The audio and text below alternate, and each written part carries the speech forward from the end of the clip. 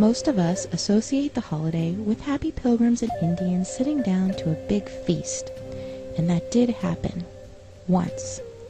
The story began in 1614 when a band of English explorers sailed home to England with a ship full of Patuxet Indians bound for slavery.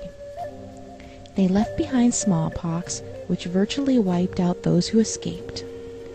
By the time the Pilgrims arrived in Massachusetts Bay, they found only one living Patuxet Indian, a man named Squanto, who had survived slavery in England and knew their language.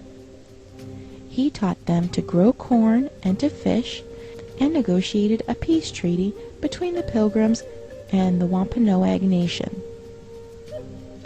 At the end of the first year, the Pilgrims held a great feast honoring Squanto and the Wampanoags.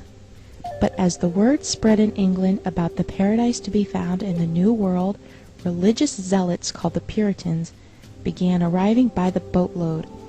Finding no fences around the land, they considered it to be public domain.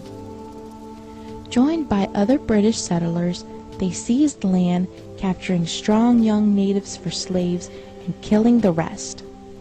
But the Pequot Nation had not agreed to the peace treaty Squanto had negotiated, and they fought back. The Pequot War was one of the bloodiest Indian wars ever fought.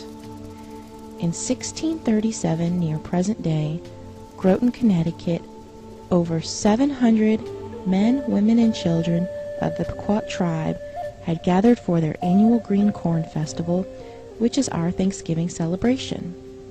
In the pre-dawn hours, the sleeping Indians were surrounded by the English and Dutch mercenaries, who ordered them to come outside. Those who came out were shot or clubbed to death, while terrified women and children who huddled inside the longhouse were burned alive. The next day, the governor of the Massachusetts Bay Colony declared a day of Thanksgiving, because 700 unarmed men, women, and children had been murdered. Cheered by their victory, the brave colonists and their Indian allies attacked village after village.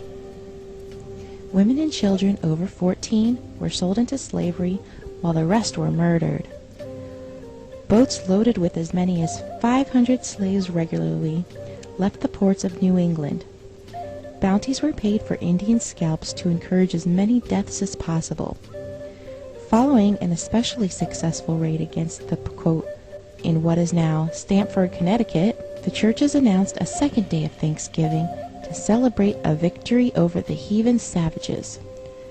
During the feasting, the hacked-off heads of the natives were kicked through the streets like soccer balls. Even the friendly Wampanoag did not escape the madness.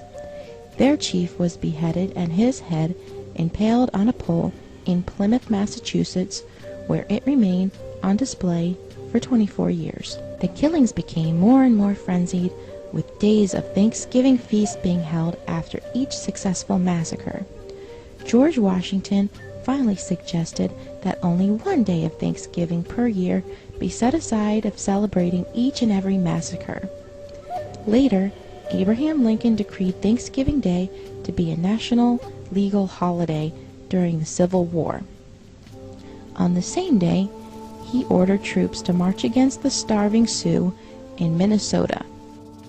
The story doesn't have quite the same fuzzy feeling associated with it as the one where the Indians and Pilgrims are all sitting down together at a big feast. But we need to learn our true history so it won't ever be repeated. This Thanksgiving, when you gather with your loved ones to thank your Creator for all your blessings, think about the people who only wanted to live their lives and raise their families. They also took time out to say thank you for all their blessings.